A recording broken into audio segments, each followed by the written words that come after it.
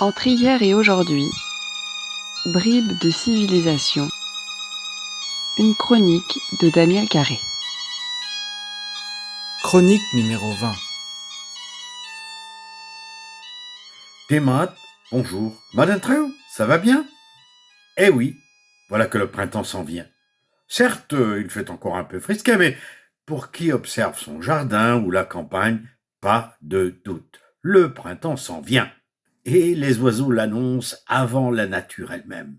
Le vieux dicton se vérifie encore en 2021. Da Will Mathias, Schwegerby qui flas. À la Saint-Mathias, la pie choisit sa place. La Saint-Mathias, c'est le 24 février. C'est clair, voilà le temps des nids. Ah, le temps des nids. Amzeren Negio. Cela ne dit plus rien à beaucoup d'entre nous, aux plus jeunes surtout. Normal, ils n'ont souvent jamais vu, jamais découvert un vrai nid in situ. Que voulez-vous? Si on continue à vivre en campagne, cette campagne, au-delà des vitres de la voiture, des fenêtres de la maison, de la clôture du jardin, cette campagne, dis-je, reste étrangère, parfaitement ignorée. Quant aux oiseaux, ils se sont tellement raréfiés qu'on en oublierait presque leur existence.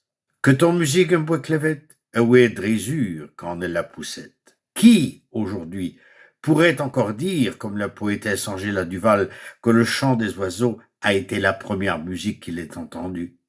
Il y a seulement quelques décennies, les oiseaux, Ninette, la poussette, les oiseaux peuplaient réellement nos campagnes, nos jardins. On les entendait, on les voyait, on les connaissait, ils reconnaissaient. On vivait avec les oiseaux des champs et des bois. On en aimait certains qu'on protégeait, on en méprisait d'autres qu'on chassait et pourchassait. Aucun ne nous était indifférent. Disket der vugale de garagna lone de ravad. Ne faut je fonda un nerchio. L'arte heppenostadeg ne fondetje de nerchio. Écrivait le soldat Louis Serio à son épouse en 1916. Apprends aux enfants à aimer les animaux utiles. Il ne faut pas dénicher les oiseaux. Dis-leur que leur papa ne détruisait pas les nids. Un siècle plus tard, ce conseil tomberait à plat. Les nids sont rares et les enfants, s'ils les cherchaient, ne sauraient plus les trouver. Moi, j'appartiens à la dernière génération de ces dénicheurs, de ces découvreurs de nids. J'ai été initié à cette quête par mes aînés. Attention, attention, je n'ai pas déniché les oiseaux de leur nid. Je ne me souviens pas avoir saccagé un nid, brisé les œufs ou pris les oisillons. Non, non, non. Mais, comme la plupart des gamins et des adultes, des campagnes des dernières années avant le grand bouleversement, je fus un acharné de la recherche des nids. Monde de Glarnechio, monde de Negiata. Entre mars et mai au moins. Seul ou en groupe, en expédition planifiée ou bien en revenant des champs, en gardant les bêtes, sur le chemin de l'école, plus simplement encore, en observant autour de moi. Vous savez, il n'était pas nécessaire d'aller bien loin pour en découvrir des nids.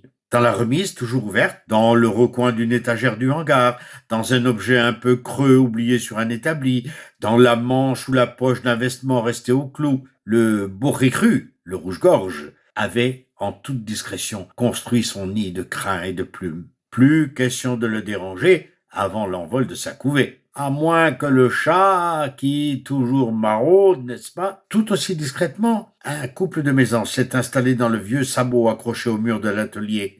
Ah, que voulez-vous? Il faudra se passer pendant quelque temps des écrous et des rondelles usagées qu'on y avait gardées. Là non plus, on n'a rien vu, rien su, avant que, par hasard, l'oiseau ne s'envole à cause d'une main qui s'est approchée de trop près, ou alors à cause d'un bruit insolite. Mais dès que les oisillons sont nés, la présence du nid est impossible à cacher plus longtemps. Il y a les allées et venues des parents, les pépillements des jeunes. Tout autant que la connaissance des mœurs de chaque espèce, l'observation des adultes, leurs allées et venues, permettent aux clascournerchiaux, aux chercheurs de nids, de repérer l'endroit où ils nichent. Les merles et les grives choisissent les arbustes touffus comme les houx, les buis, ou bien encore les haies bien garnies, l'épaisseur des troupes de lierre. Leur nid est solidement établi sur un enchevêtrement de branches. Oh, une belle construction, bien soignée, pour abriter 4 ou 5 œufs bleus, verts, magnifiques. Il est si bien construit qu'il arrive qu'il soit réemployé par des mésanges, après quelques aménagements bien sûr. Cat, cat, cat. Le merle guetteur prévient celui qui couvre. Attention. Cat, cat, cat, cat, cat, cat, cat, cat, cat, cat, cat. Le pinson, lui, niche entre les pierres d'un mur, dans un trou du talus. Découvrir son nid est affaire de patience et d'oreille. Perché sur une branche dans les environs immédiats, il se signale dès que vous approchez. Tuit, tuit, tuit, va-t'en, va-t'en, va-t'en. Si vous brûlez, il s'énerve. Tuit, tuit, tuit, tuit, tuit. Dégage, dégage, dégage. La mésange, Harpenglawick, préfère, elle, les murs des talus, où elle se glisse par une fente entre deux pierres. On ne repère le nid que quand l'adulte en sort ouillant. Silence et discrétion avant l'étape du nourrissage de 7 ou 8 poussins. Du moins, si aucune couleuvre n'est passée par là pour gober les œufs. Quant au laurinant, au roitelet ordinaire, si discret qu'on le remarque à peine, il faut vraiment un hasard pour découvrir son nid de plumes et de feuilles mortes, souvent au pied du talus, presque à ras de terre. Mais, me direz-vous, pourquoi chercher les nids, puisque vous n'en faisiez rien?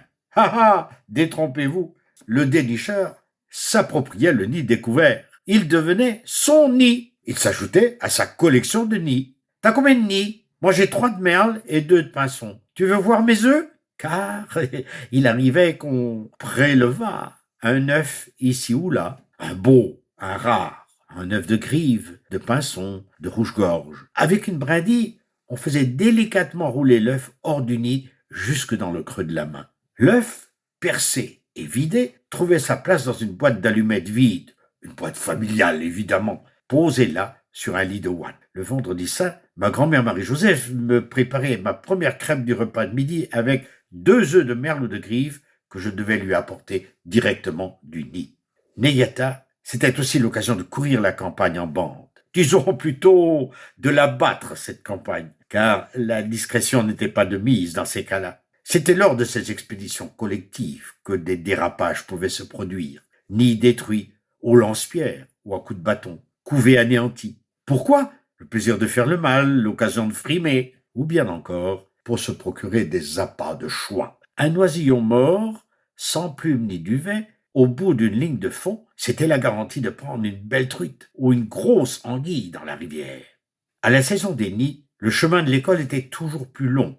On les visitait, ces nids. Mon père, Dieu et son âme, racontait l'aventure suivante qui, disait-il, était arrivée à un de ses camarades un peu tête en l'air, à moins qu'il n'ait été trop amateur de nid. Lors de l'examen de catéchisme, à 7 ou 8 ans, il avait été tiré de sa rêverie par la gaule du recteur se posant sur sa tête. « Pédouezou !